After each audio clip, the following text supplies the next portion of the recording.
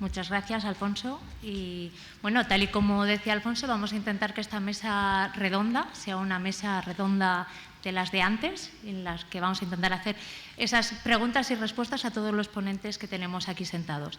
En primer lugar, sí que voy a hacer una primera presentación. Muchos de los que estáis aquí ya conocéis qué es One Health. Pero bueno, según la OMS, la Organización Mundial para la Salud, One Health, una sola salud, es un enfoque para prevenir y hacer frente juntos a las amenazas comunes que afectan a la salud y el bienestar de los seres humanos, los animales, las plantas y el medio ambiente. Es decir, es una estrategia que busca la colaboración y el trabajo de múltiples disciplinas de forma conjunta para buscar un equilibrio entre los seres que poblamos el planeta y nuestro entorno.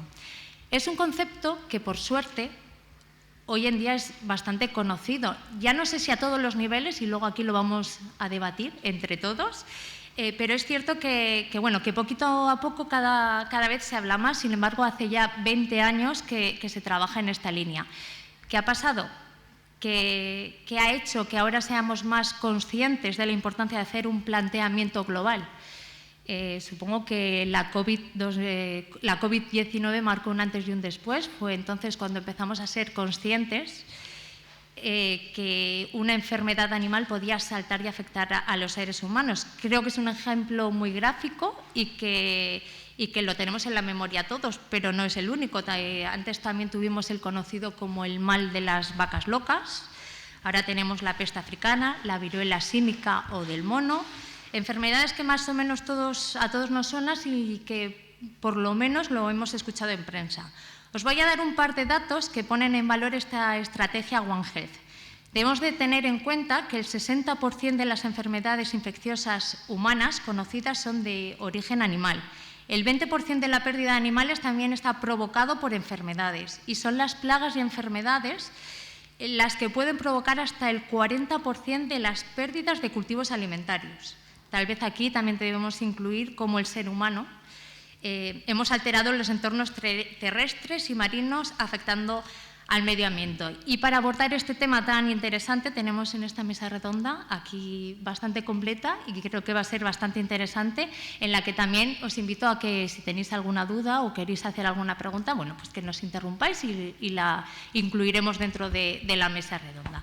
Así que, sin más preámbulos, voy a dar paso al primero de los integrantes de esta mesa redonda, y como no podía ser de otra forma, voy a empezar por una de las primeras personas a nivel europeo, si no me equivoco, en trabajar con el concepto o filosofía One Health. Él es Carmelo Ortega, es profesor de zoonosis, medicina preventiva y política sanitaria de la Facultad de Veterinaria de la Universidad de Zaragoza, y además responsable del contenido del Máster Salud Global One Health de esta universidad. Carmelo, buenos días. Sí, vamos a tener que compartir un poco los micros, pero si nos los acercamos. Hola, buenos días. ¿Qué tal? Carmelo, hace ya 20 años que trabajas siguiendo los pasos de la filosofía One Health, aunque ahora pensemos que es un concepto nuevo. ¿Cómo ha evolucionado a lo largo del tiempo? ¿Y cuáles son los pilares sobre los que se fundamenta esta filosofía, esta estrategia? Bueno, sí que es cierto que no es una estrategia, no es una filosofía nueva. Esto hay que partir de esta idea. En realidad, la base de la filosofía One Health es la salud pública en sus comienzos, y la salud pública tiene un origen bastante antiguo. One Health comienza su andadura, seguramente la filosofía como tal comienza su andadura en el siglo XIX con Rudolf Virchow, cuando acuña el concepto de zoonosis. Es quizás podemos ponerlo quizás como un punto de partida de esta filosofía.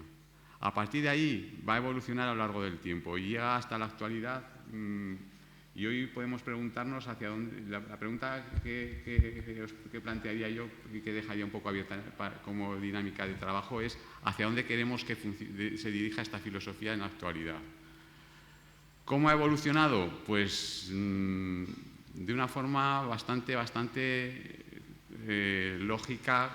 Si vamos analizando un poquito los acontecimientos desde el punto de vista sanitario que han ocurrido a lo largo de la historia sobre todo de los 2 últimos siglos. ¿Cuál ha sido la evolución que hemos visto? bueno, pues que han ido apareciendo, a partir del concepto de zoonosis, van apareciendo algunas otras ideas importantes, como es la emergencia de algunas enfermedades que tienen un contenido muy medioambiental. Enfermedades, sobre todo estas que transmiten los vectores, de las que estamos ahora muy acostumbrados a oír hablar, y eso introduce un poco el componente medioambiental.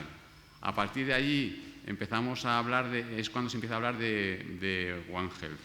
En realidad, el concepto One Health como tal surge a partir a finales del siglo pasado, principios de este siglo, con la Asociación Americana para la Conservación de la Naturaleza, que habla del concepto One World, One Health, introduce el concepto One World, One Health, que es el punto, que realmente es el punto de inflexión, y es donde se empieza a introducir el contenido medioambiental, o más que el contenido medioambiental, el entorno, que es porque yo en la actualidad ya creo que no debemos hablar exclusivamente de medio ambiente, sino de entorno en el que se desarrolla la salud de las personas y de los animales.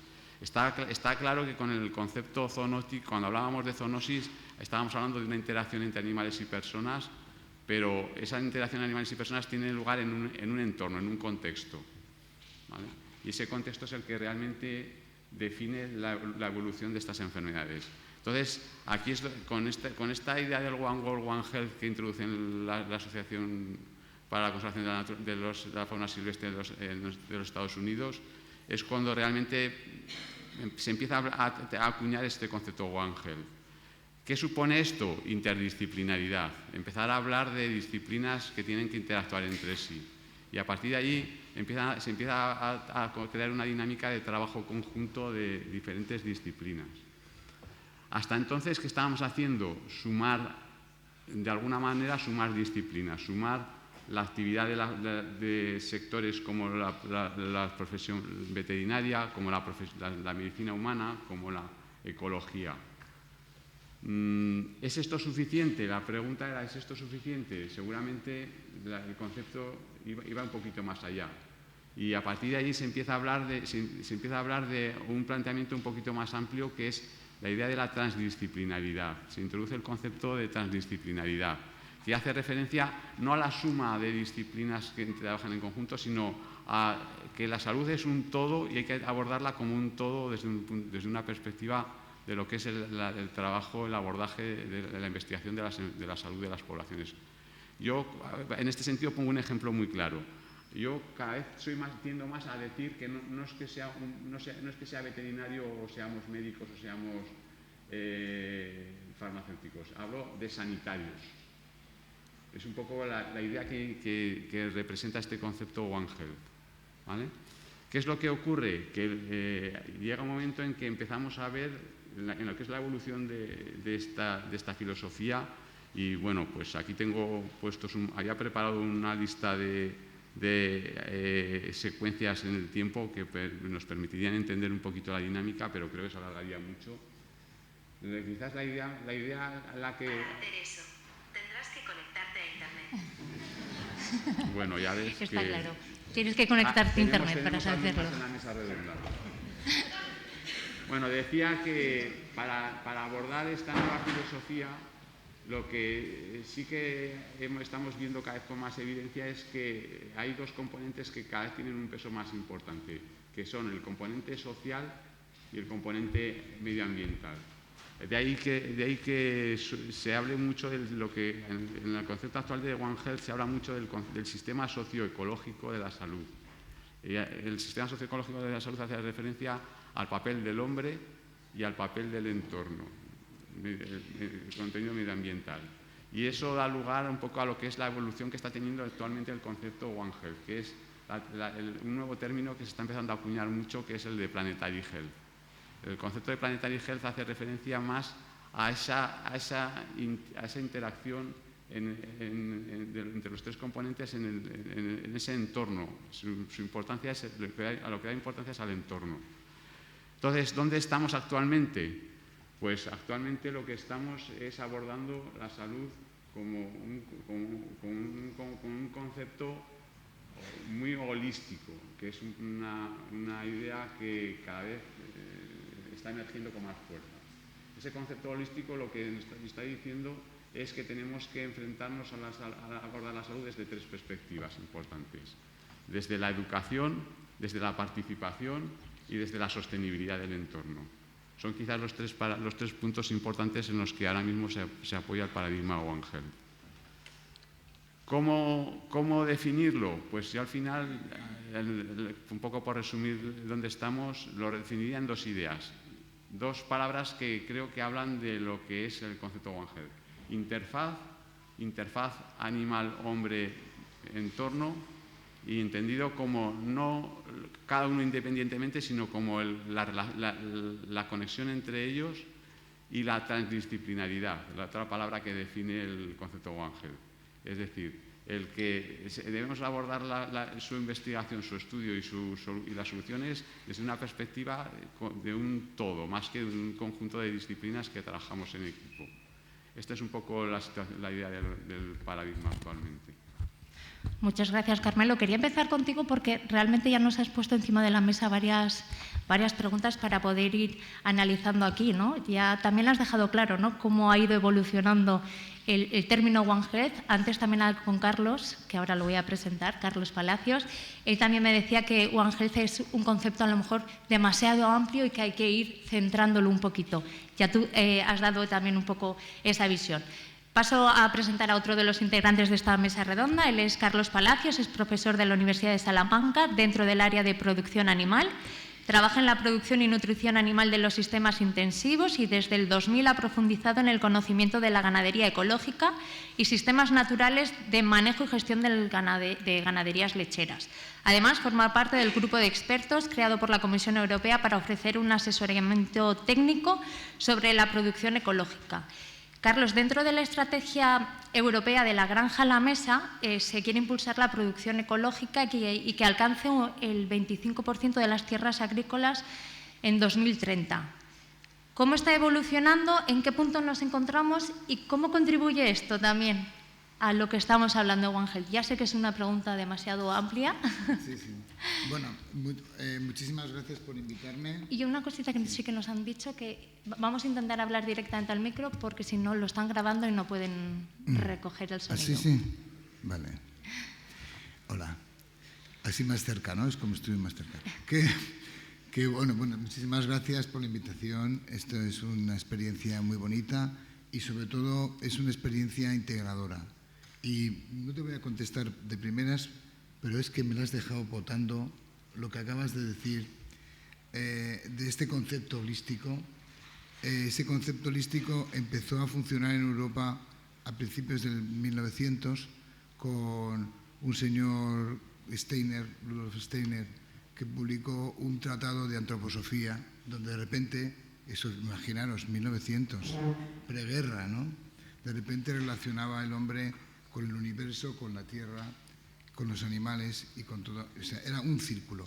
Esa es la clave, ahí es donde está el núcleo de la producción certificada, que no es lo mismo, digamos, que la producción ecológica. La producción certificada en Europa se centra fundamentalmente en ese pilar, en el pilar de que acabas de decir tú y que también se recoge ahora, modernamente, después de casi siglo y poco después, ¿no?, de que tenemos que ver las cosas con una visión muy amplia. Eso significa que todas las actividades que hacemos, por ejemplo, la producción de alimentos, ¿no?, tenemos que hacerla de tal manera que no perjudique a nadie. Y ese nadie es un concepto muy global. No perjudique al animal, aunque, bueno, si nos lo comemos el pobre, ¿no?, contribuye con nosotros, no perjudique al medio y no perjudique a las personas. Cuando nos hemos dado cuenta que nuestra actividad productiva genera acuíferos totalmente intoxicados y imposible de beber por nitritos y nitratos en las zonas más industrializadas desde el punto de vista ganadero, pues hombre, eso ha generado una preocupación en la población. Para empezar, no pueden beber agua de las fuentes. Y eso es un problema grave. Y ese problema, si bebes ese agua, genera un problema patológico, ¿no? La intercomunicación entre especies, digamos, enfermedades, vamos a llamarlo así, Pero también hay otros, por ejemplo, eso, los insumos los productos que damos al medio ambiente, la interacción que tenemos con el medio ambiente, y el medio ambiente nos lo tira otra vez encima. Y eso es lo que ahora nos estamos dando cuenta, ¿no? Pero que ya lo habían dicho estos otros a principios de siglo. Quiero decirte que no nos hemos movido mucho. Ahora voy a contestarte. Mirad, hace unas semanas el Tribunal de Cuentas de Europa ha dado un informe bastante potente con respecto a las ayudas que se están dando a los países para la producción ecológica. Y ha sido potente porque ha dicho, habéis gastado mucho dinero y no se ha visto mucho la eficacia de esta inversión. Han hecho es un estudio muy profundo que se basa en el dinero que reciben los países y no tiene en cuenta lo que reparten las comunidades autónomas, que aquí en España es muy diferente de unas con otras, pero hay un avance progresivo desde el año 91, cuando se empezó el reglamento de la producción ecológica, hasta hoy. Es un crecimiento exponencial, alrededor de un 15, un 23% anual de producciones, de hectáreas y de productores que se van certificando, un aumento en los mercados de alrededor de un 20 o un 30% anual, en España estoy hablando, pero ¿qué pasa? Lo que pasa es que se está confundiendo con el devenir de la producción agrícola también convencional. ¿Por qué? Porque la sociedad en la que vivimos, que somos todos partícipes, estamos exigiendo otras cosas. En el año 1999 se podían colocar, aquí estáis los más expertos que yo, pero estaba permitido el uso de antibióticos, la monensina en los cebaderos, estaba permitido algunas hormonas en tratamientos, y hoy en día ya está prohibido en todos los sistemas.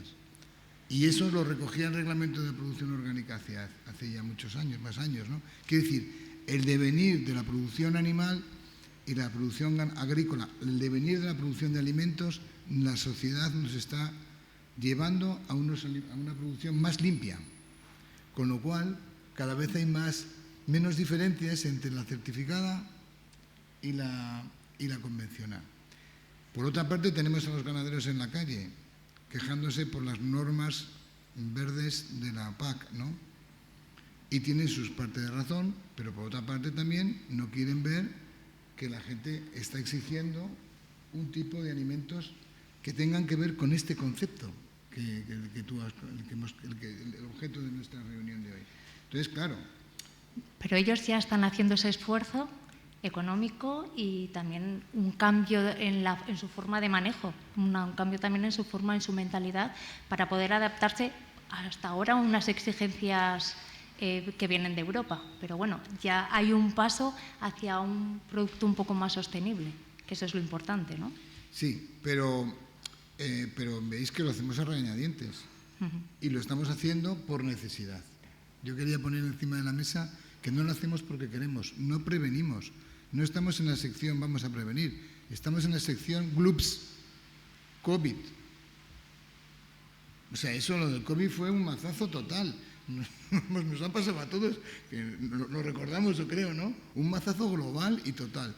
Entonces decimos, hostia, pues habrá que hacer algo, pero habrá que hacer algo después de que ya te han pegado el mazazo. No estamos en la sección, el objetivo inicial que tú comentabas, Carmelo, de vamos a prevenir, vamos a hacer una cuestión de futuro.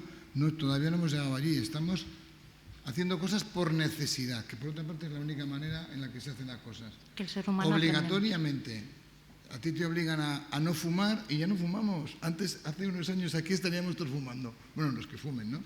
Pero aquí habría una nube. Y ahora ya no existe. Eso ha ganado nuestra salud, ¿no? ¿Pero por qué lo hemos hecho? ¿Por voluntad? Porque nos lo han prohibido. Entonces, bueno, yo quiero meter este concepto aquí en esta reunión, ¿no? Hacemos las cosas por narices, porque nos obligan. ¿Quién? La propia. ¿Quién hace las normas? ¿Los ecologistas? Seguro que los de ambiente estáis hartos de decir que en los montes, la gestión de los montes, la gestión del medio ambiente, lo hacen los ecologistas. Yo no conozco a ningún ecologista, director general de medio ambiente de ningún sitio. ni los guardas son tampoco ecologistas, ¿no? Pero ¿quién lo pide? Lo pide la sociedad, a través de Europa. Y Europa no se lo inventa. O sea, Europa está siguiendo los designios de la propia, lo que ellos creen, los políticos, que son lo que pide la sociedad en la que vivimos. Y ahora tenemos unas noticias muy interesantes con respecto a los emigrantes, ¿no? ¿Pero por qué? Porque los políticos ven unas demandas y ejecutan esas demandas. Entonces, lo que yo quiero decir con esto es que, primero, que estamos por narices haciendo algo, que como es por narices no lo hacemos bien, que no estamos totalmente convencidos de ello, ¿no? Seguimos teniendo la idea de, bueno, si nos dejaran fumar, qué bien, ¿no?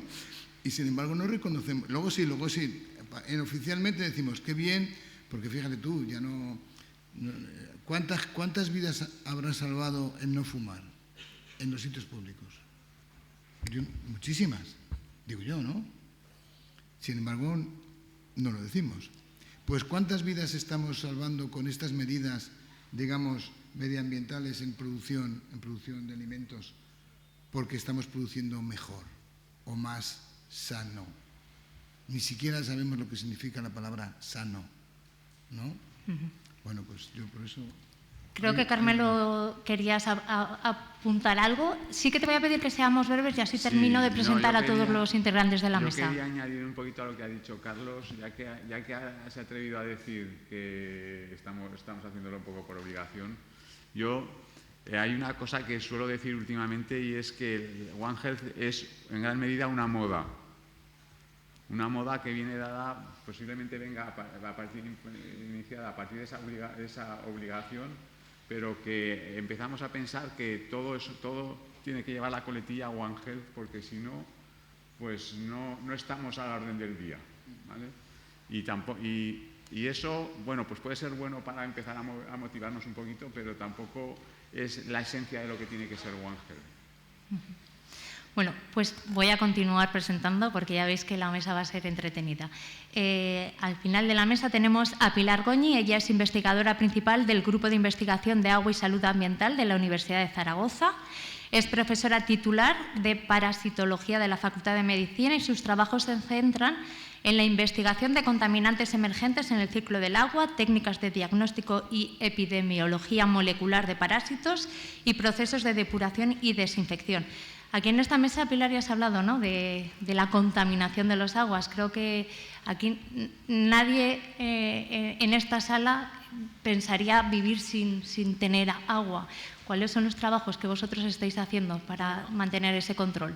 En primer lugar, gracias por la invitación a pertenecer a esta mesa.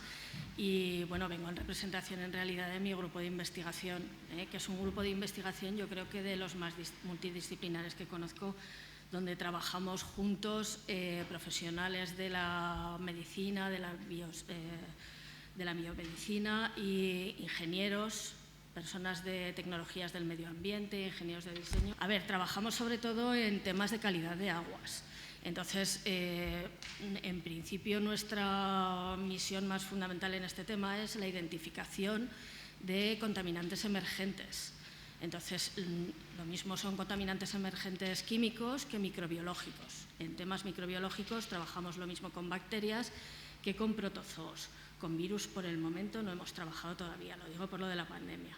Entonces, esto lo hacemos en todo el ciclo del agua e incluye pues, todos los subproductos que vayan apareciendo, como fangos, regeneración de aguas, optimización de procesos de depuración, de potabilización, intento de mejorar los procesos que haya de desinfección, gestión y tratamiento de residuos. Y luego tenemos una parte mucho más biomédica, digamos, que sería, pues, por ejemplo, la identificación de patógenos emergentes. Porque aquí mucho se habla de la pandemia del COVID, porque, claro, al tratarse de un virus, digamos que se diseminó rápidamente, se vieron enseguida los efectos, pero bueno, conforme va desarrollándose el cambio climático y vamos teniendo movimiento de personas y globalización, pues la verdad es que hay otros microorganismos que van apareciendo también con mayor frecuencia. Entonces, pues, por ejemplo, se puede hablar del tema de las garrapatas, cómo ha avanzado el problema.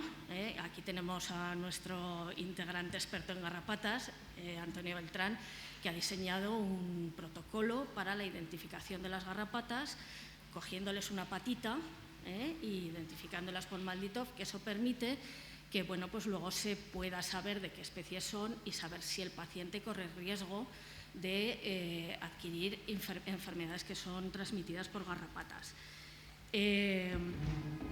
Tenemos el tema de la epidemiología de protozoos de transmisión hídrica. Pues bueno, antes a Cryptosporidium no lo conocía nadie, ahora lo conocemos todos, tristemente, pero tenemos más. Tenemos Giardia, tenemos nuestras amebas de vida libre que nos dan muchas alegrías. Tenemos propuesta también de tratamientos y estudios de tratamientos para cuando se ve que estas enfermedades van surgiendo. Por ejemplo, hace poco en el TFM de Victoria Remacha hemos estudiado un tratamiento posible para la queratitis por acantameba, pues que no es una enfermedad muy frecuente, pero que sí que es muy grave y que pues aparece en personas jóvenes y entonces pues merece la pena hacerlo. O tratamientos de desinfección para piscinas, spas, sitios donde pueden ser efectivos. Bastante interesante y bastante importante también hacer todos esos tratamientos. Voy a presentar ya a José Luis. Hasta ahora hemos estado hablando pues un poco del mundo animal, las personas y también del medio ambiente, aunque un poquito más de forma indirecta, y ahora nos vamos a centrar en la salud del planeta y para ello contamos en esta mesa con José Luis Simón, catedrático en la Facultad de Ciencias de la Universidad de Zaragoza dentro del área de geodinámica interna. Además, desde el año 2020 está dentro de la Real Academia de Ciencias Exactas, Físicas, Químicas y Naturales de Zaragoza. José Luis, un placer también tenerte en esta mesa redonda. Y para empezar, sí que me gustaría, sé que es una pregunta general, pero a veces cuesta colocarlo bien. ¿Qué papel juega la geología dentro de esta estrategia One Health? Porque a veces es más fácil hablar de los animales, del agua, pero a lo mejor la geología es más difícil de ubicarla. Sí, esa pregunta me la hacía yo desde hace unas semanas, cuando me tocó intervenir, en este caso en otra mesa redonda hace 2 semanas. Pero escuchando a mis compañeros de mesa hablando de acuíferos, de contaminación de aguas, de planetary health, que también planetary, digo, no, hay un vocabulario común o hay una serie de lugares en los que nos podemos seguramente encontrar. Todo lo que tiene que ver con contaminación de aguas, que es obvio que tiene que ver con la salud humana, pues claro, el agua viene de algún sitio, va a algún sitio y recoge sales contaminantes o productos naturales, productos artificiales. Hay contaminación de origen natural que está en el agua y que depende de condiciones geológicas, por ejemplo el radón, ¿no?, que hay en las zonas graníticas, o el arsénico, que en condiciones naturales también queda liberado a las aguas subterráneas y puede aparecer en algún lugar. Cuando no viene de condiciones estrictamente naturales, a veces los humanos nos empeñamos en remover las entrañas de la tierra, por ejemplo con la minería, sobre todo con la minería profunda, y esos componentes, metales pesados, etcétera, que en condiciones naturales serían inocuos, pues los convertimos en potencialmente agresivos para el ser humano mediante, por ejemplo, una mala gestión ambiental de la minería. Recordemos, por ejemplo, el caso de Aznalcóllar, ¿no?, por citar uno solo. Y también hay contaminantes de origen industrial o agropecuario que están en la mente de todos, el lindano o los nitratos procedentes de explotaciones agropecuarias, que en definitiva también atraviesan el medio geológico, porque a fin de cuentas es el agua que viene de unos lugares, atraviesa el subsuelo con una determinada estructura o composición geológica y aflora en otros lugares. Y todo eso, en definitiva, tiene relación con la dinámica del planeta, ¿no? Nuestra relación con la Tierra, la parte de salud medioambiental que forma el trípode de One Health, evidentemente se sustenta sobre algo físico que es nuestro planeta y, por tanto, la salud de nuestro planeta, por un lado, y seguramente también la salud de nuestra relación con el planeta, que a veces es saludable y armónica y otras veces es tóxica, pues también entran dentro de esta ecuación. Carmelo, y continuando un poco con lo que también está diciendo José Luis del Planetary Health, ¿Qué peso tienen esos factores socioeconómicos que afectan también a la salud de los animales, de las personas, del planeta?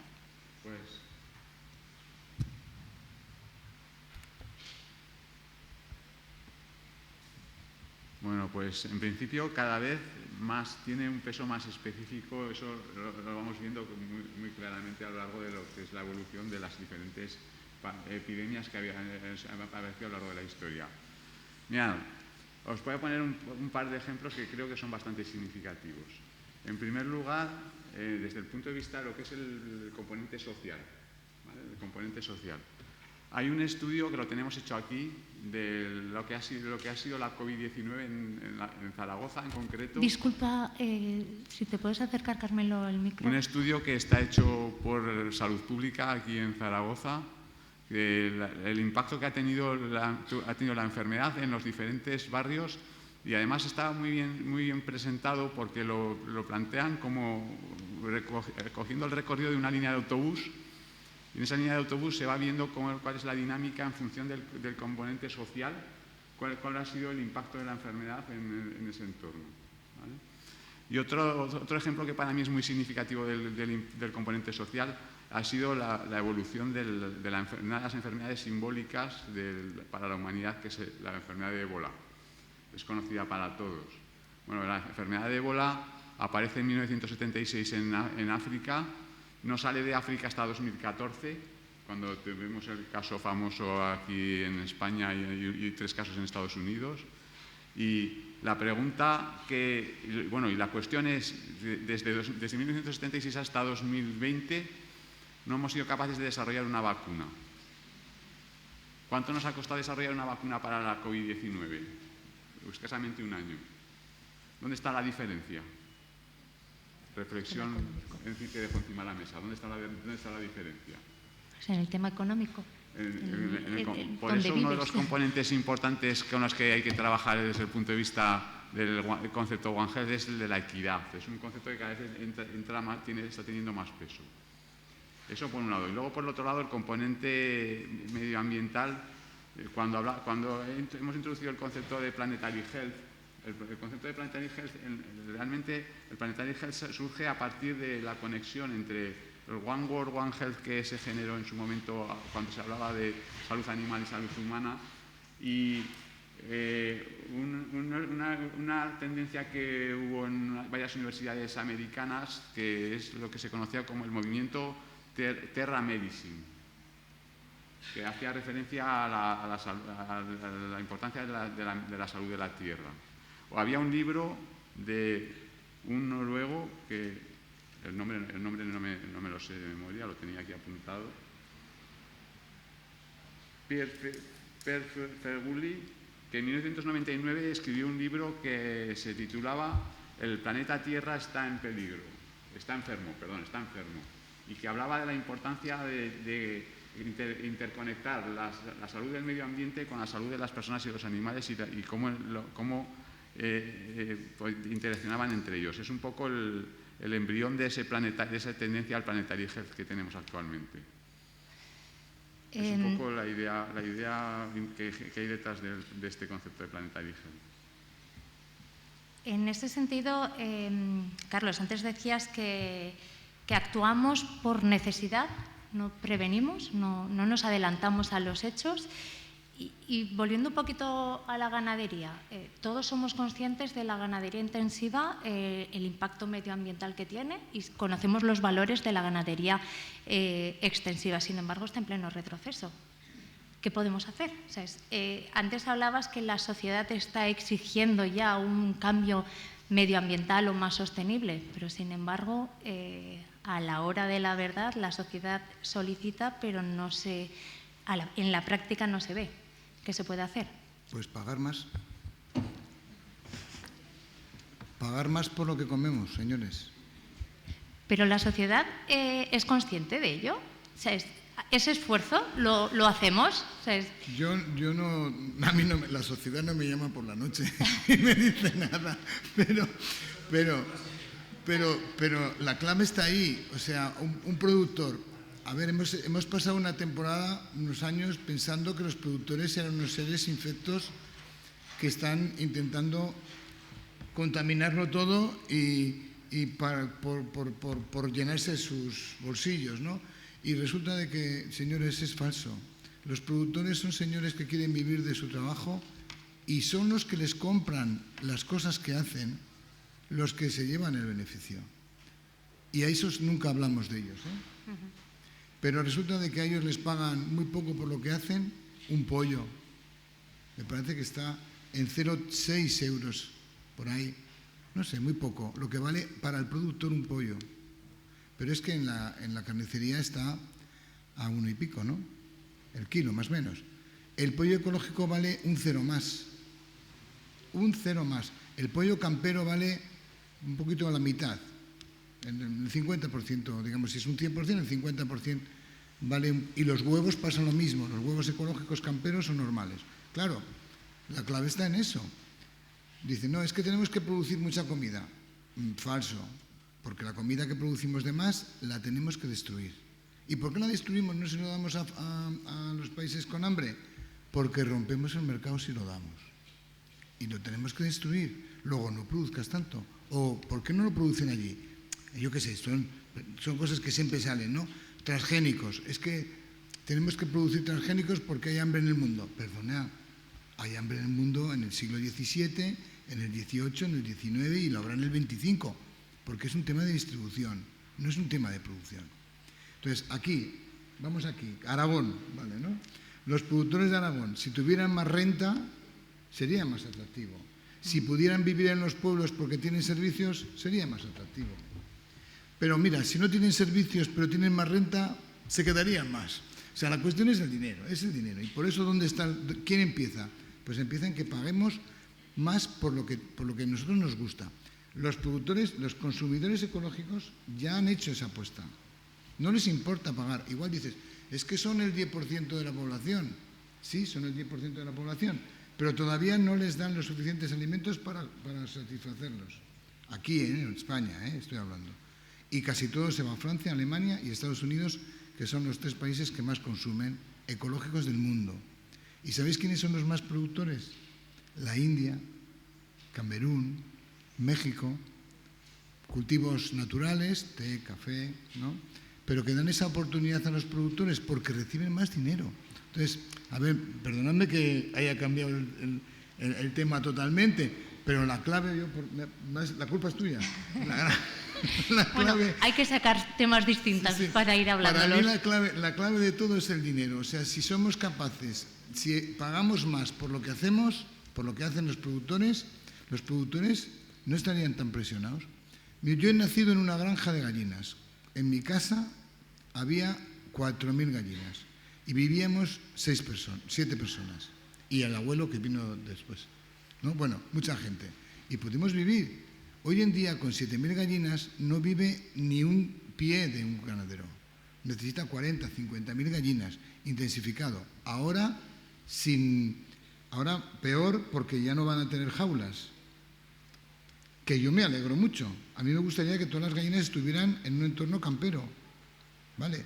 Pero vamos a pagar más por el huevo para que ese señor lo pueda tener. No sé, yo creo que es la clave. Y sí, la sociedad empuja hacia un lado, pero luego tiene ese punto de que quiere pagar lo menos posible. Ahora hemos tenido una situación de inflación, ¿y qué es lo que dicen en la televisión? Lo primero que dicen, la comida.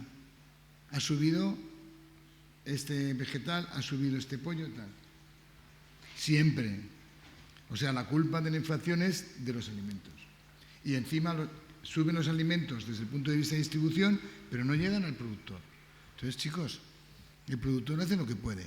Y estamos produciendo mal, la manera de ver, y si el extensivo le pagaran mucho más y viviera mucho mejor que el intensivo, no te preocupes, que poco a poco los productores irían pasando, los que puedan, al extensivo. Pero es que prácticamente tienen la misma renta.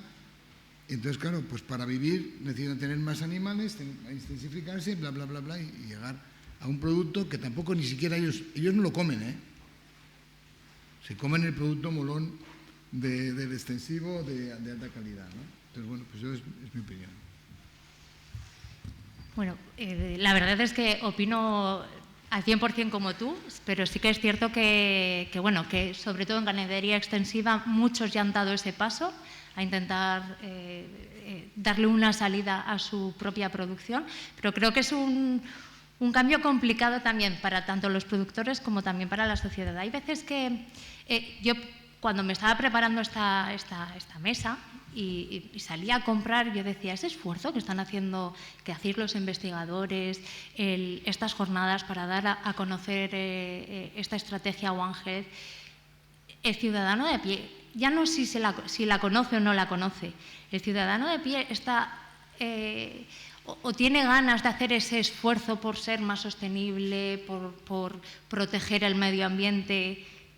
¿Estamos en ese punto? ¿O los investigadores estáis haciendo todo ese esfuerzo, pero sin embargo salimos a la calle y si podemos gastarnos solo 20 céntimos o 40 céntimos en una barra de pan, lo vamos a hacer? Eso... Yo, en la experiencia americana, que nos llevan desde este punto de vista unos 20 años de anticipación, cuando pues vieron que no, que se conforman con que, bueno, pues que el esfuerzo le hagan otros y nosotros pagamos el esfuerzo con un suplemento económico, pero los demás no nos molestamos, por supuesto, ¿no? Y está pasando algo parecido aquí en Europa. Las producciones, mirad, los ejemplos de producciones que transforman y venden directamente, sean en cualquier régimen, son exitosas. Las carnicerías que tienen su propia cabaña son exitosas, la venden más cara, no hace falta certificarse, la gente les cree y va mejor. Eso funciona. Pero hay un problema, ahora hay un problema que antes no teníamos, es que podemos hacer eso, pero hace falta gente, hace falta mano de obra, hace falta, porque los productores no pueden ser pastor por la mañana, transformador por la mediodía, vendedor por la noche y padre e hijo o lo que sea en casa no existe, no te da tiempo y se cansan. Sí, reciben, mira, hace poco estuve hablando con unos chicos que tienen garbanzos y los envasan y van a dejar de envasarlo. Lo tienen todo vendido, pero no quieren envasar al por menor porque, claro, porque lo tienen que hacer por la noche. Entonces, o sea, esto se une al problema de la despoblación y se une al problema de la mano de obra. O sea que tenemos una concausa, bueno, un planetario de problemas, ¿no? General, ¿no? Y bueno, pues es eso. El esfuerzo que le hagan otros. Un poco. Ahí está. Pilar, y volviendo un poquito, hablando también de salud, sí que me gustaría poner encima de la mesa un caso que pues, pasó hace más o menos un año en Tarazona, que hubo un brote de gastroenteritis por la aparición en el agua de, a ver si lo digo bien, Cryptosporidium. Cryptosporidium. ¿Ves? Lo sabía yo que no. ¿Cómo llegan esos protozos al agua? ¿Qué se debe hacer para evitarlo? ¿Cuál fue el fallo? ¿Cuál fue el error? Además, aquí es un ejemplo muy claro, ¿no? de esa sanidad, ¿no? de la que estamos hablando. Bueno, yo aprovecho aquí también para reivindicar, como hacen todos los demás, ¿no? Que hace falta más inversión en investigación en parasitología. Es esa gran desconocida dentro de la microbiología y es más que yo creo que es un área que es difícil y entonces pues casi es preferible obviarla un poco y decir, bueno, como tenemos esas plantas depuradoras tan fantásticas y esas potabilizadoras, no te preocupes, que no vamos a tener nada de esto. Entonces, aquí hay personas, incluso dentro del ámbito sanitario, que piensan que estos protozoos como Cryptosporidium, Giardia, etcétera, no existen en nuestro medio, que hay que haber ido a países tropicales. Entonces, eso no es cierto. O sea, los tenemos entre nosotros. De hecho, todos los años sale algún pequeño brotecito de criptosporidiosis, que así se llama la enfermedad, pero como está definido como 2 o más casos, pues bueno, no llegan tanto a la prensa como esto. Por ejemplo, uno, el más, podría decir, divertido, entre comillas, ¿no? En Barcelona hace unos años adquirieron criptosporidiosis unos cuantos niños que estuvieron jugando en una de estas fuentes de chorros que van para arriba, ¿vale? Se hizo el estudio de salud pública, se vio que la fuente era la propia fuentecita, ¿vale? Pero claro, no se llegó a saber qué tipo de Cryptosporidium era, ¿vale? Entonces, pues bueno, se llegó a la conclusión de que algún gato, algún pájaro, algún lo que fuera habría defecado en la fuente y luego eso se propagó entre los niños que estaban jugando ahí, pero eso no es posible. A ver, he traído una foto. ¿Alguien ha visto alguna vez un Cryptosporidium? ¿Alguien sabe lo que es Cryptosporidium? Ahí, esa. A ver, Cryptosporidium es ese protozoo ovaladito de color de rosa, que es muy pequeño, o sea, de hecho tenemos que teñirlo para verlo, él no es rosa, pero lo teñimos de rosa para poderlo ver, ¿verdad?, que vive en nuestro intestino. Entonces, cuando una persona está infectada, cuando va a defecar, expulsa esas formas que se llaman ooquistes de Cryptosporidium, que es un protozoo recubierto por una pared quística que le permite aguantar lo que haga falta. Frío, calor, todo lo que quieras, ¿no? Entonces, ingerimos el Cryptosporidium y nos ponemos enfermos. ¿Cuánto Cryptosporidium hay que ingerir? Pues bueno, está estipulado más o menos, media estándar, entre 10 y 30 y tantos ooquistes servirían, ¿vale?, para ponerse uno enfermo.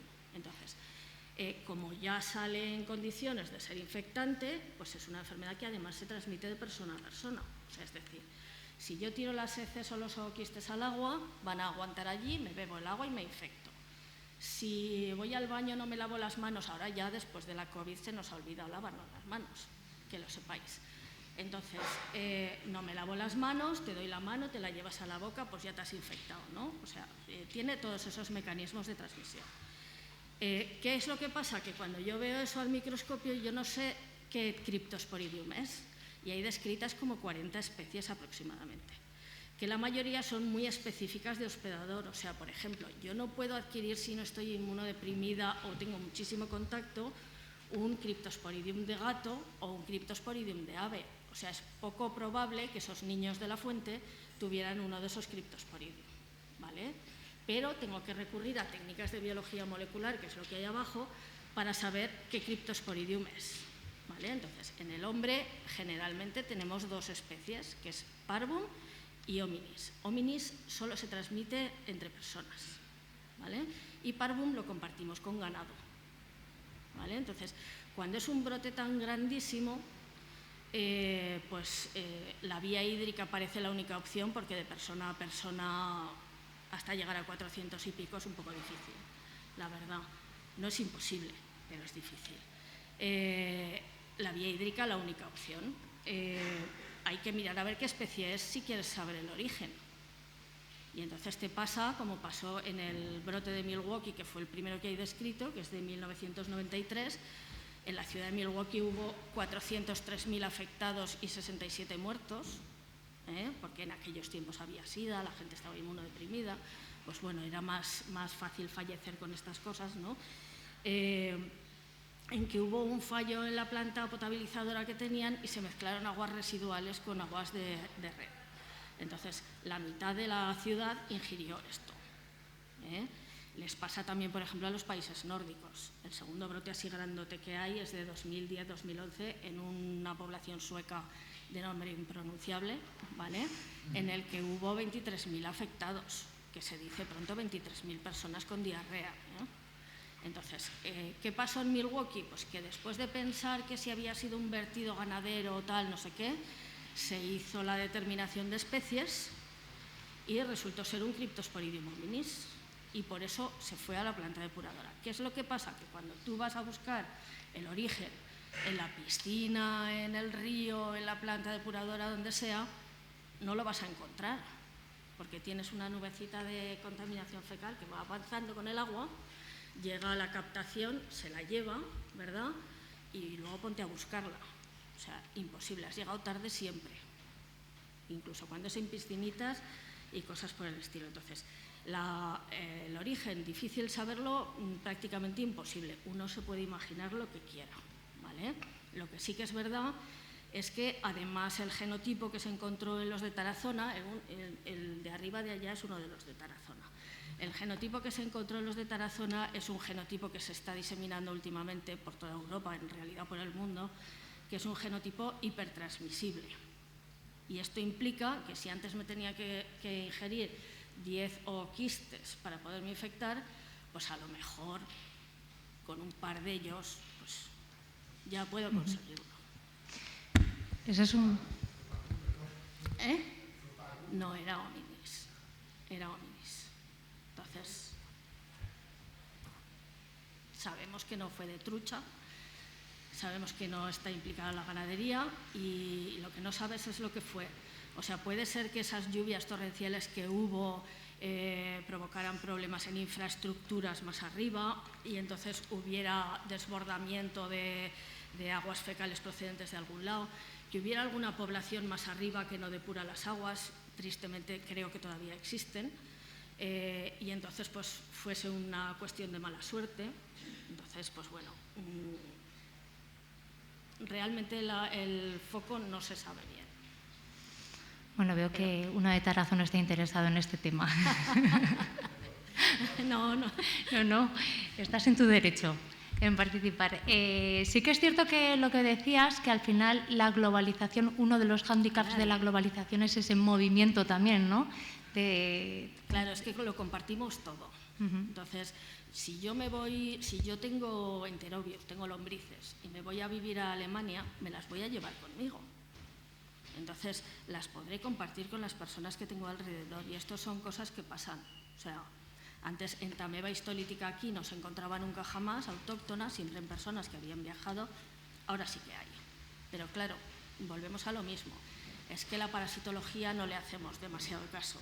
Entonces, pues bueno, hasta que surge una circunstancia de estas, pues bueno, que ya requiere atención seguro. En este sentido, un apicultor una vez me decía que ahora se ha puesto de moda que antes comprabas un souvenir y que ahora se va la gente a cualquier país y se trae de souvenir una abeja con los peligros que eso conlleva. Claro. Entonces, bueno.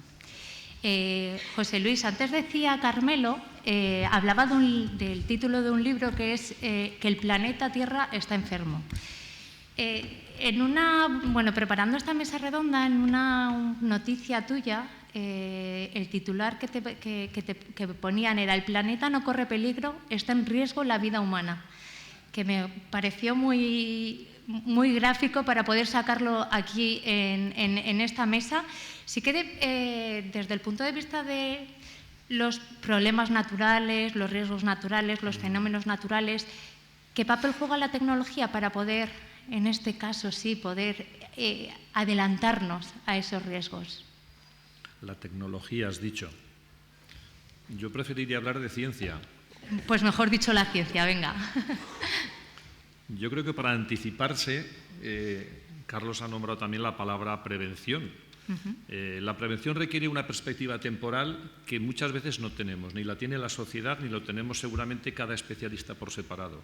Y ahí los geólogos jugamos con una cierta ventaja con la manera que tenemos de entender el tiempo y de prospectar el tiempo. Y la prevención requiere paciencia, tiempo y conocimiento preventivo, y yo diría que mucho antes de que intervenga la tecnología. No tengo nada contra la tecnología, pero desgraciadamente aparece ante la sociedad como la solucionadora de problemas cuando estos han llegado y además cada vez con una especie de huida hacia adelante, cada vez con soluciones más complejas. Yo reivindicaría el que mucho antes de que intervenga la tecnología para solucionar los problemas, tiene que estar el conocimiento científico, en este caso el conocimiento del planeta en toda su globalidad, precisamente para prevenir los malos efectos. Y en ese sentido no se habla, bueno, sí que se ha mencionado el tema del cambio climático, por ejemplo.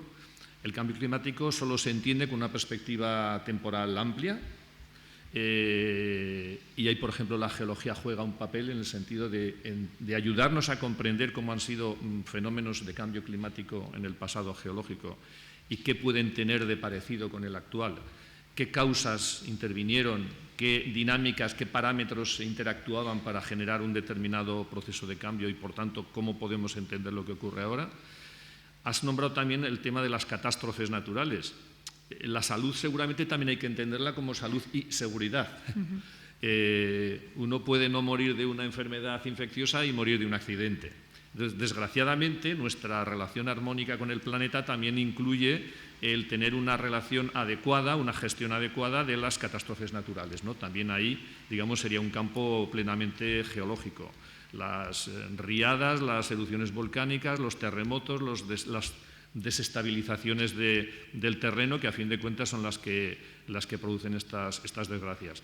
Ahí no cabe ninguna duda de que la prevención con un conocimiento científico previo es muchísimo más efectiva que la solución. Lo que pasa es que nuestra sociedad se mueve mucho por los impulsos totalmente, digamos, comprensibles y totalmente encomiables ante una catástrofe. Pensemos, por sacar a colación, casos conocidos por todos, ¿no? La catástrofe del camping de las Nieves en Biescas, donde desgraciadamente un conocimiento científico que existía previamente, como era el que el camping estaba situado en un cono de deyección, que podía ocurrir eso cualquier año, no se tuvo en cuenta. Entonces queda ahí la épica del momento, del salvamento de los que se pudieron salvar, los temas de protección civil, etcétera. Queda un monumento, un memorial a las víctimas que socialmente pues, nos hace quedarnos como tranquilos, ¿no? Hemos satisfecho la memoria de las víctimas creando un monumento, pero yo apelo más a esa memoria que todos tenemos que tener como sociedad e individualmente, que tiene que ver con los fenómenos que ocurren en la Tierra, por qué ocurren, cada cuánto ocurren, que a veces es cada mucho tiempo, pero a veces no tanto, y que la memoria sea la memoria de la sociedad y la memoria de cada uno de nosotros, que la tenemos muy corta como seres individuales y como sociedad. Y los fenómenos naturales muchas veces tienen periodos de recurrencia muy largos. La geología aporta precisamente ese conocimiento de la memoria de la Tierra, de todo aquello que ha quedado registrado en la Tierra. Por ejemplo, en el caso del camping de Biescas, era el conocimiento de que existía ahí unos sedimentos, unas formas del relieve relacionadas con un cono de deyección, con un gran cono de deyección, y no se tuvieron en cuenta. Entonces, insisto, no quiero renegar de la tecnología que soluciona problemas, pero apelo sobre todo al conocimiento científico y el hacerle caso a ese conocimiento científico precisamente para prevenirlos. Creo que Carmelo tiene algo que apuntar. Sí, yo quería hacer un especial hincapié en esta idea de la prevención. Quiero llevarla a un ámbito un poquito anterior. Si situamos un poquito la intervención desde el ámbito sanitario, hablaríamos de promoción de la salud, prevención de la enfermedad, control de la enfermedad. Bien, pues si estamos dando especial importancia a la prevención, yo quiero reivindicar la etapa previa, la promoción de la salud. El trabajar en pensar desde la perspectiva de la salud, cómo la potenciamos. Y eso tiene dos ideas claves, la educación sanitaria y la educación medioambiental. Dos puntos críticos con los que deberíamos empezar a trabajar de una forma mucho más intensa de lo que estamos haciendo. Son dos ideas clave y creo que debemos plantearlas antes incluso de pensar en una estrategia de prevención.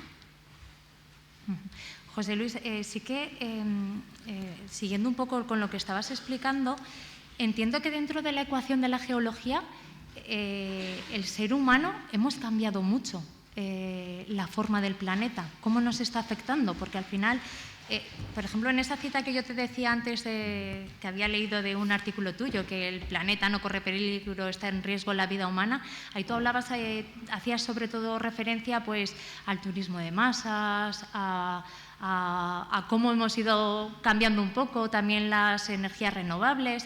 Hablabas un poquito en global. ¿Cómo estamos afectando nosotros o cómo estamos cambiando la trayectoria del planeta? Se me ha olvidado antes cuando has nombrado esa frase que seguramente estaría recortada de lo que dije, está en riesgo la vida humana. Yo pienso que incluso puede no estar en riesgo la vida humana, pero sí la vida y sobre todo la civilización y la forma de vida tal como la conocemos. Probablemente la especie humana todavía sobreviva cientos de miles de años al menos, pero hay que plantearse en qué condiciones, es decir, en qué condiciones socioeconómico-sanitarias vamos a poder vivir si seguimos deteriorando y modificando las condiciones del planeta. Entonces, el planeta no corre peligro, o sea, no seamos condescendientes con el planeta, no hagamos esto para salvar el planeta, hagámoslo para salvar nuestro modo de vida actual avanzado, ¿vale? Y afortunadamente mucho mejor. Dicho eso, para que quede claro, es cierto, es decir, el planeta lo estamos modificando, aunque no corra peligro en su integridad, lo estamos modificando tanto en la parte superficial, sobre todo, como incluso en las zonas profundas, y tenemos un empeño a veces especialmente curioso, ¿no?, con hacerlo a veces casi con saña. Se habla del antropoceno, es una palabra que puede salir a colación, ¿no? El antropoceno como concepto es interesante porque ha demostrado la ciencia que en términos físicos, es decir, por ejemplo, toneladas de materiales removilizados anualmente por el ser humano pueden superar a las toneladas de materiales movilizados por condiciones naturales como pueden ser los ríos. O sea, nos hemos convertido los humanos en un agente de modificación de la morfología, del relieve, de la geología del planeta, fabuloso en el mal sentido de la palabra.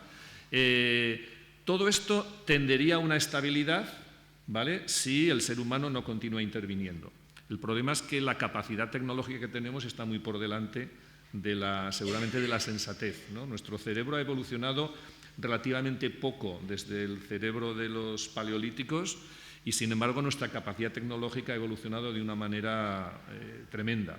Entonces, ahí sí que hay un peligro porque, bueno, estamos modificando el planeta.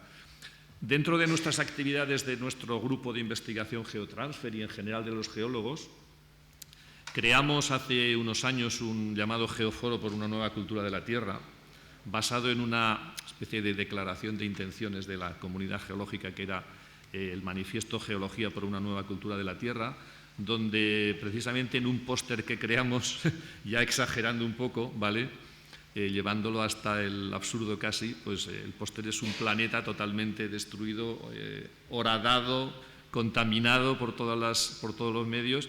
Es una imagen un poco dantesca de la que querríamos huir, pero desgraciadamente estamos ahora en el camino más de continuar insistiendo en la degradación del planeta que no en la de los remedios, por mucho que la tecnología nos intente vender soluciones.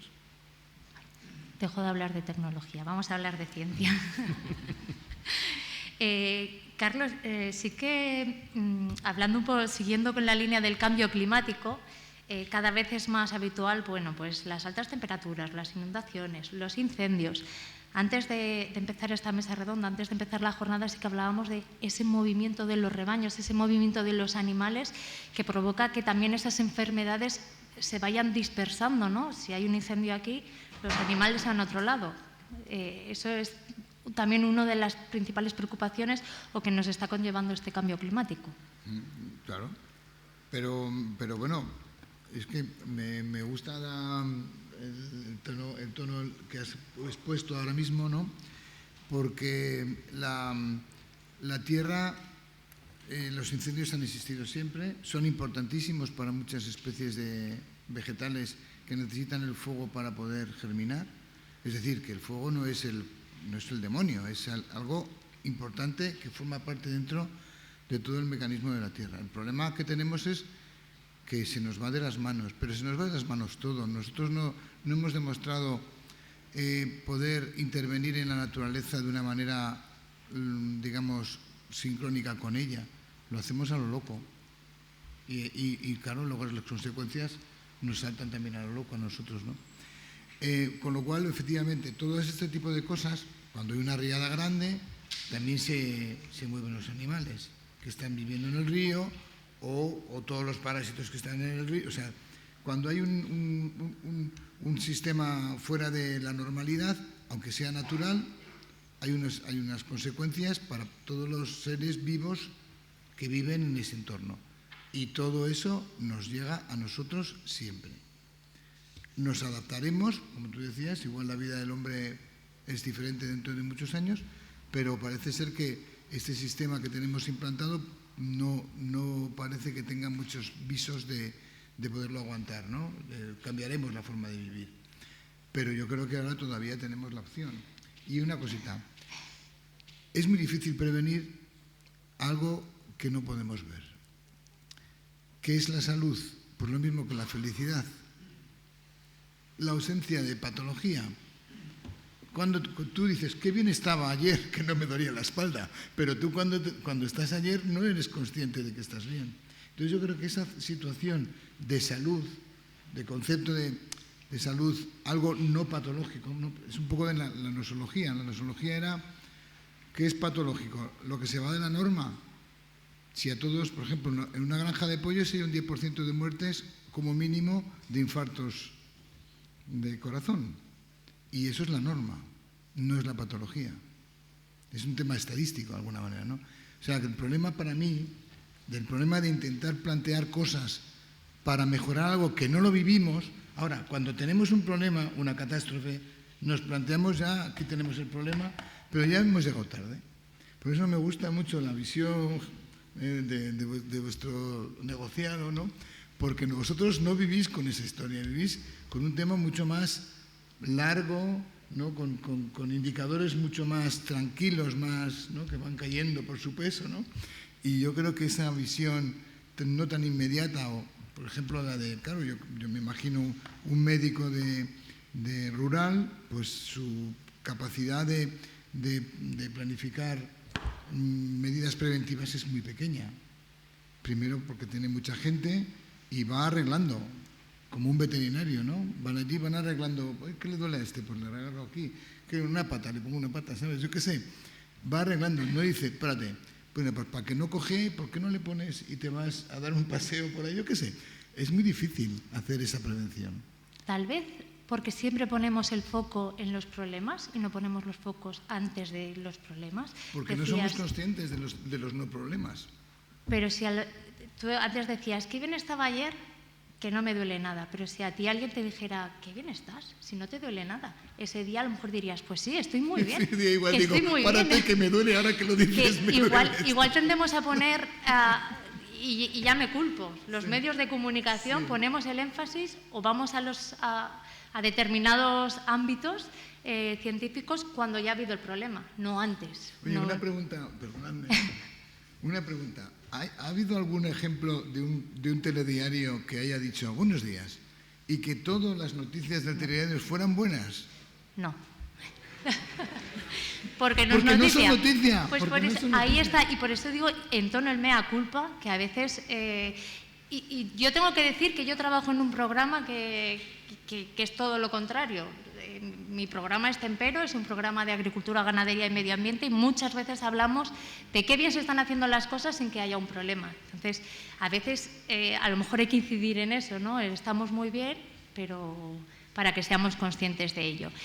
Desde el Instituto han abierto un turno de preguntas, está abierto aquí, por si alguien quiere lanzarle alguna pregunta, pero sí que en las redes sociales,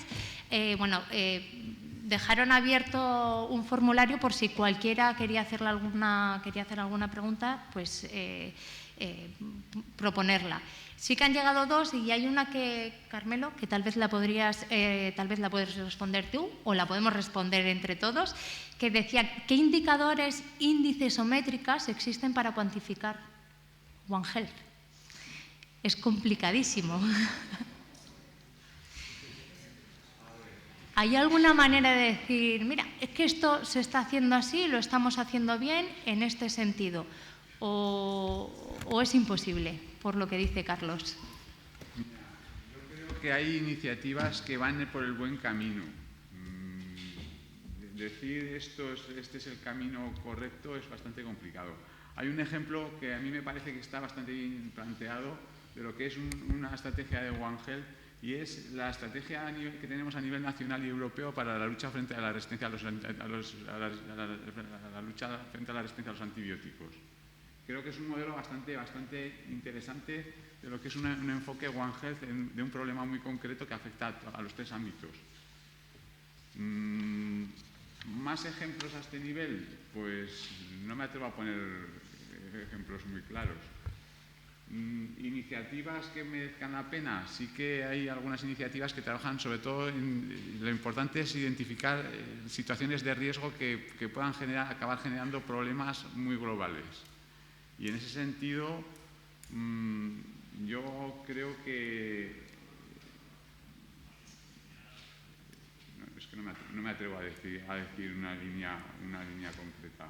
Quizás la resistencia a los antibióticos ahora sea el mejor de los referentes que podemos poner al respecto. Carmela, antes decías que One Health es una moda, que ahora todos nos subimos a ese tren que parece que viste. ¿Se están haciendo acciones privadas? ¿Las empresas privadas están trabajando también en esa línea? No hay que poner ejemplos, pero... Sí, sí. Lo que pasa es que sigo diciendo que no tengo muy claro si realmente son ámbitos, es un enfoque claramente One Health o es engancharse al carro de esa moda, ¿vale? Eso a mí me da un poco de miedo. Me da un poco de miedo. A ver, me explico. Que esté de moda creo que es algo importante porque si nos vamos un poquito a unos años atrás, cuando yo conocí este paradigma, éramos 4 los que creíamos en esta idea. Trabajamos muy compartimentalizados, ¿vale? El ámbito veterinario era el ámbito veterinario, el ámbito medioambiental, el ámbito medioambiental y que no me lo toquen.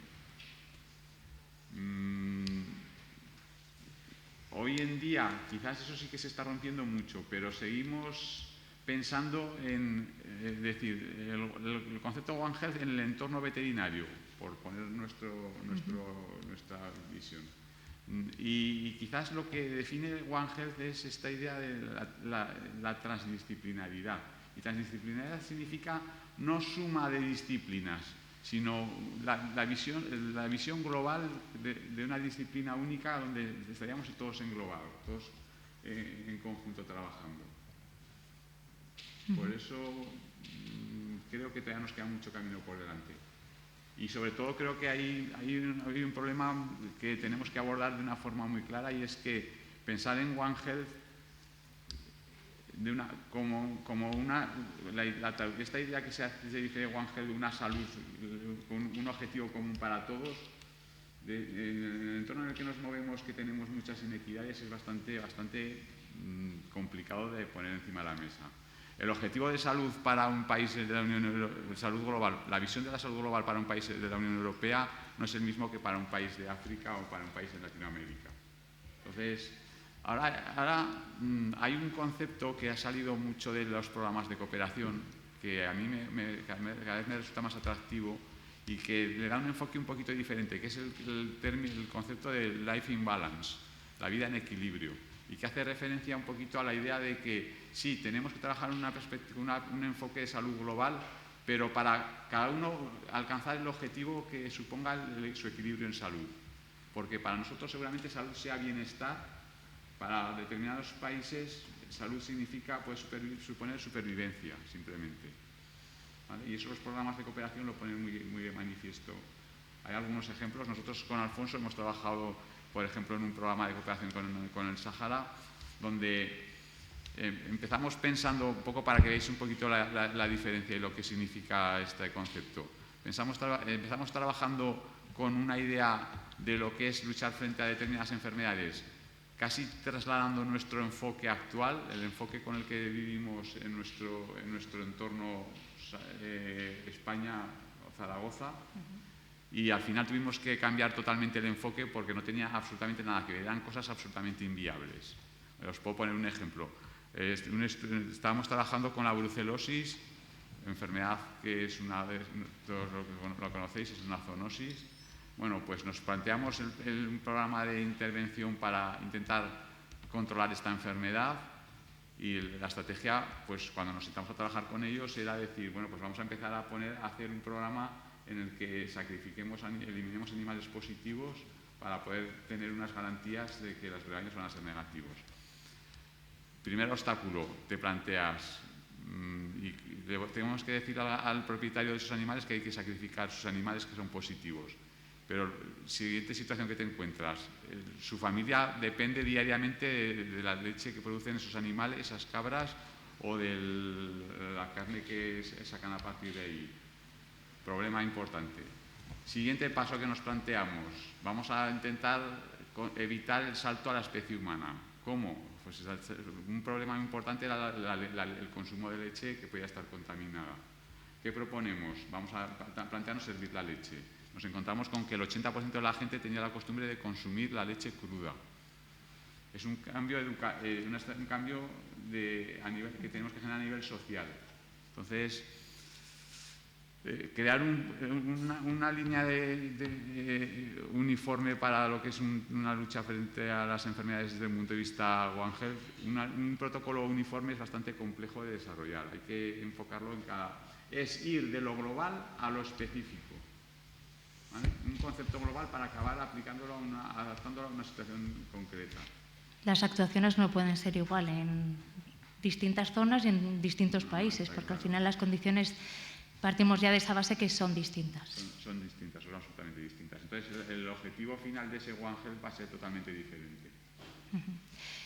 Pilar, antes, bueno, lo comentaba Carmelo, hablábamos del Plan Nacional de Resistencias a los Antibióticos. Hay veces que, yo ya no sé si es de formación profesional, que cuando hablamos de resistencias a los antibióticos yo pienso en ganadería, pero que no solamente tenemos que pensar en ganadería, también tenemos que pensar los seres humanos en esa forma que tenemos a veces de automedicarnos y cómo afecta, ¿no? También al final acaba llegando también la contaminación a las aguas.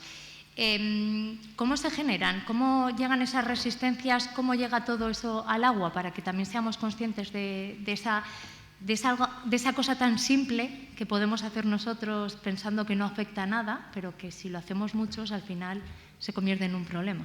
Bueno, yo antes de responderte no puedo evitar el decir una cosa oyéndoos hablar.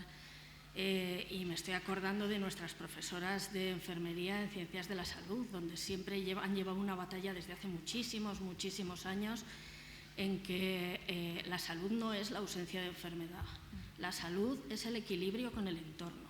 Entonces, hace mucho tiempo que ellas están educando y formando, y digo ellas porque eran en su mayoría mujeres, ahora ya hay más hombres, ¿no?, que están formando a los nuevos profesionales de enfermería en ese aspecto. O sea, quiero decir que para ellas a lo mejor el enfoque One Health, o para ellos el enfoque One Health no dejaría de ser una etiqueta, ¿vale? O sea, que es que sí que hay personas que desde tiempo inmemorial pues llevan estas batallas por delante, igual que pasa con la resistencia a antibióticos.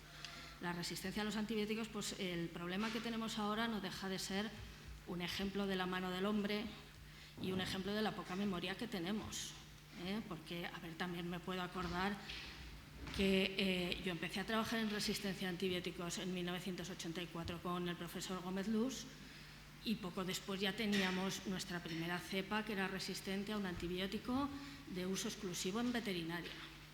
Después tenemos alguna publicación de estafilococos procedentes de mastitis que son resistentes a múltiples antibióticos de uso en humanos, que allí se demostraba que era la propia persona que manipulaba los animales la que había, o sea, que había intercambio en los dos sentidos, ¿no?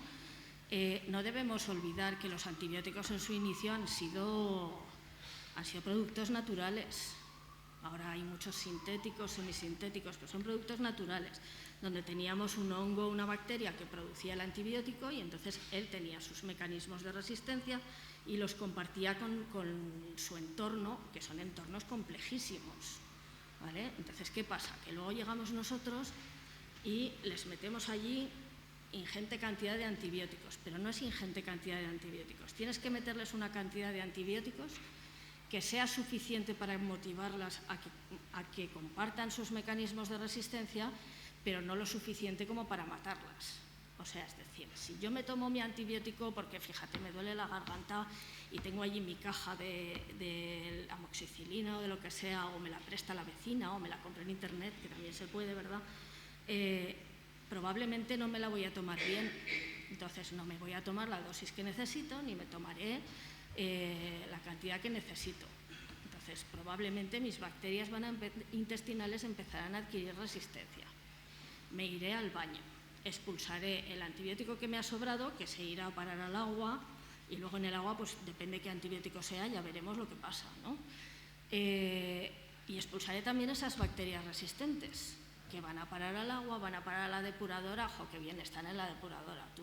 Que están todas con su conjunto, con un poco de mala suerte, hasta llega allí alguna concentración de antibiótico que selecciona las que tienen esos mecanismos, las motiva a que los compartan mucho más.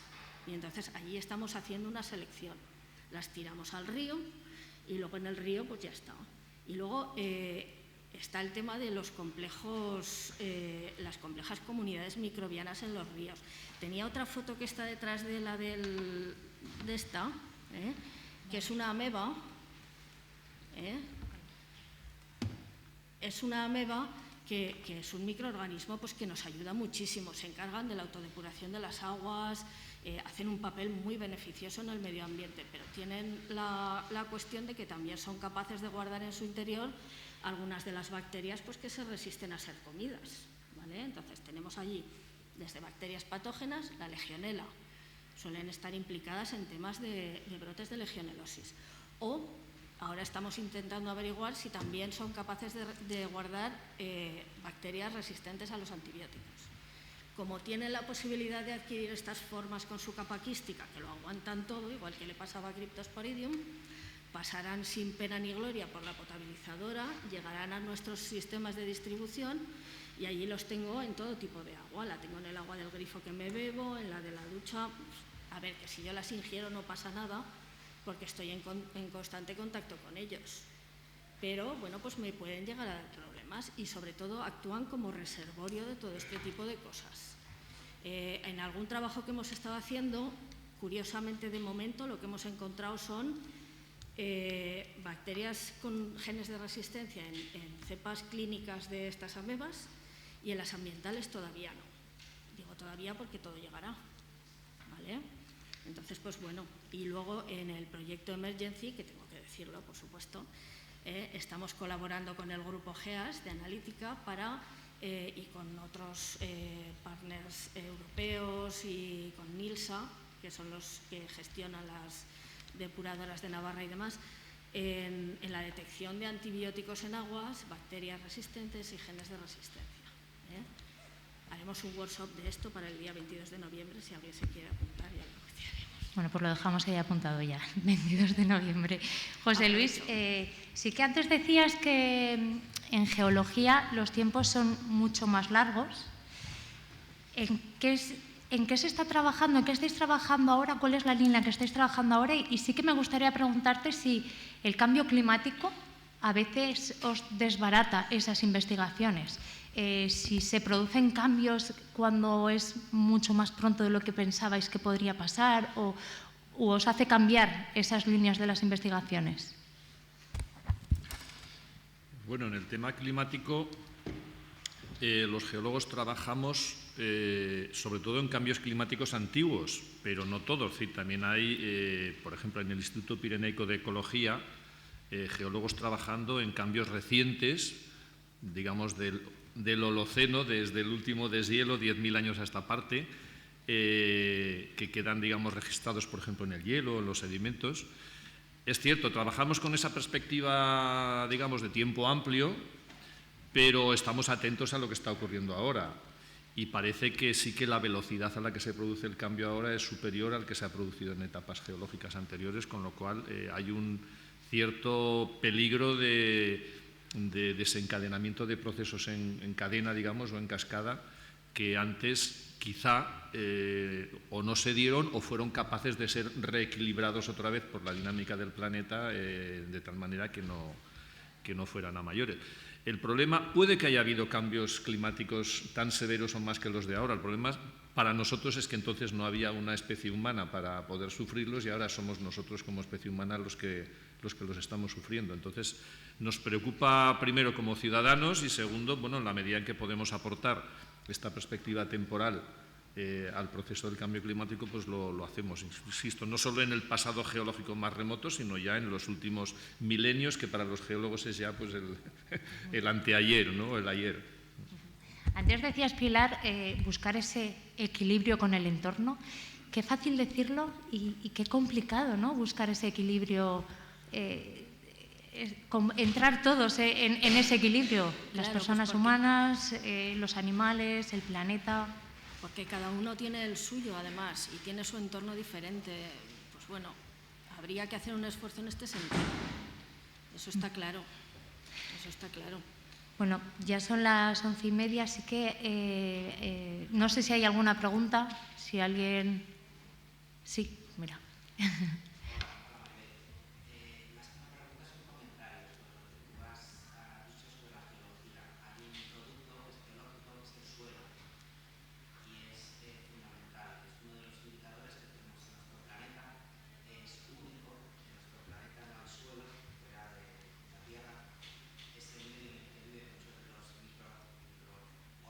mismos.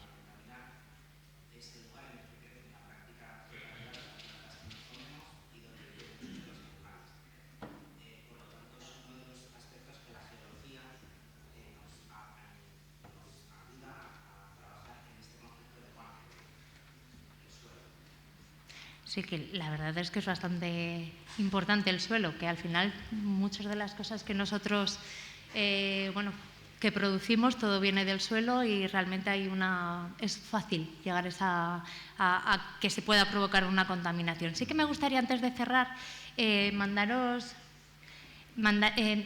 chicos, me gustaría que hicierais una valoración.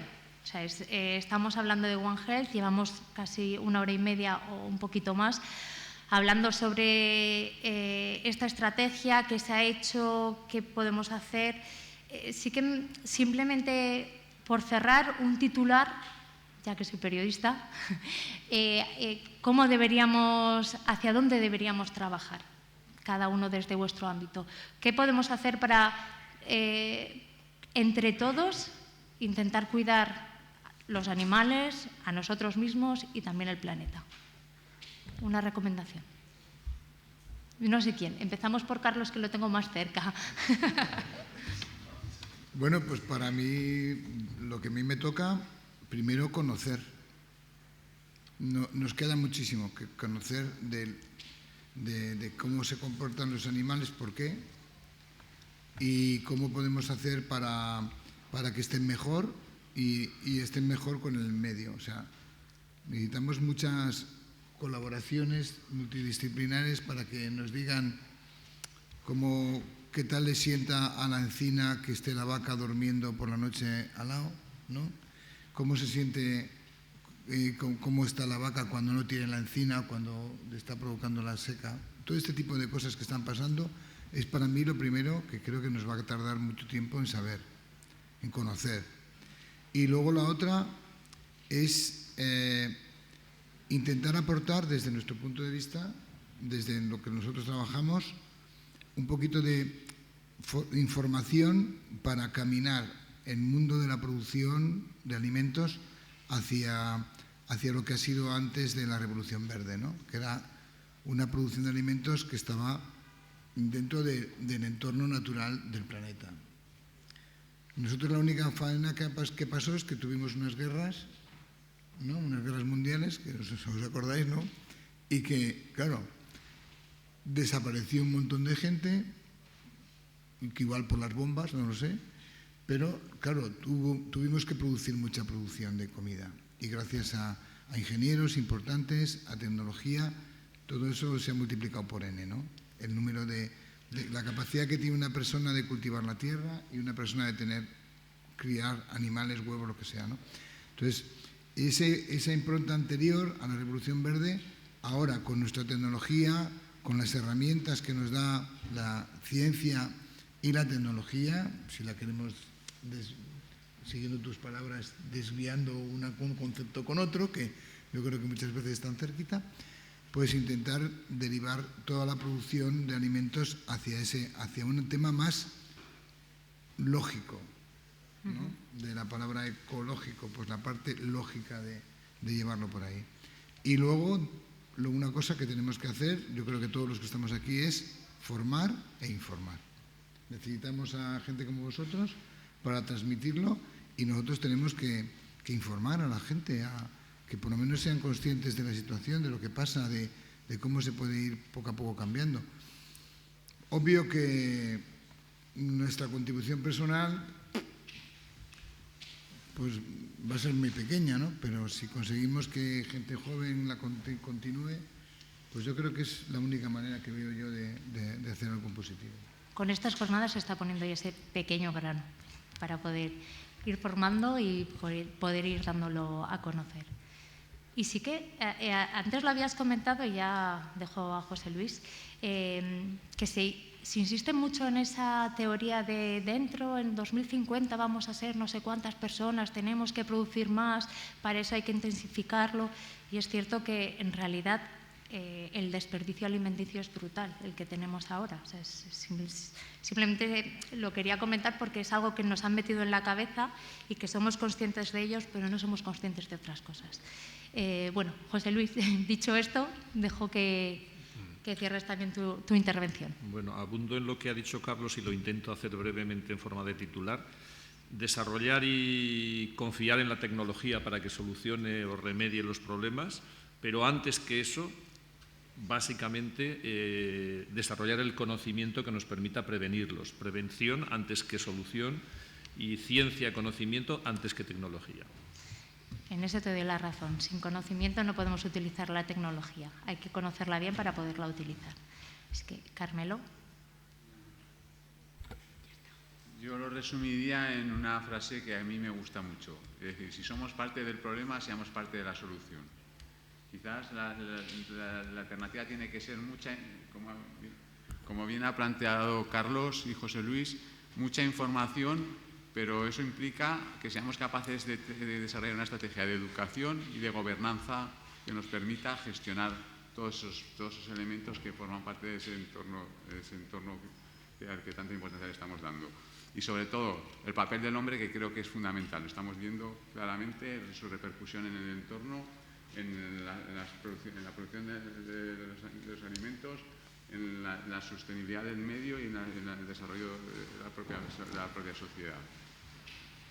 Me gusta, somos parte de la solución y eso nos lo tenemos que creer para poder caminar en ese sentido. La participación es una idea clave para poder desarrollar el concepto One Health. Todos somos parte del problema, todos somos parte de la solución.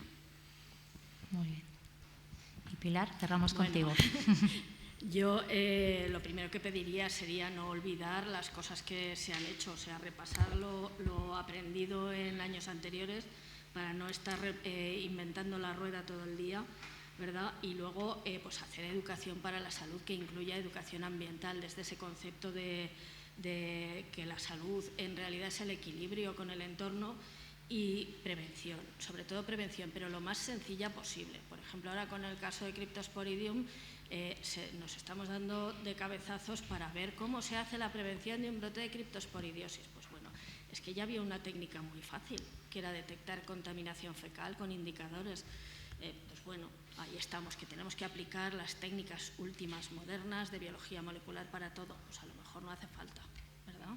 Pues yo apostaría por eso, por la salud, o sea, por la educación para la salud, que incluya educación ambiental y prevención, pero sencilla.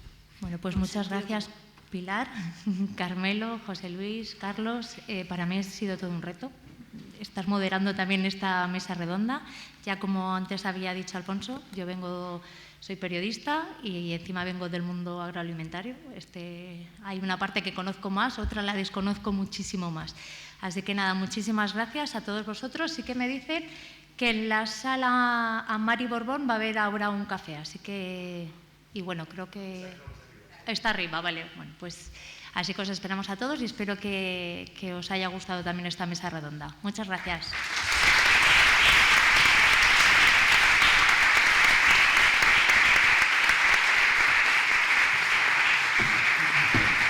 Thank you.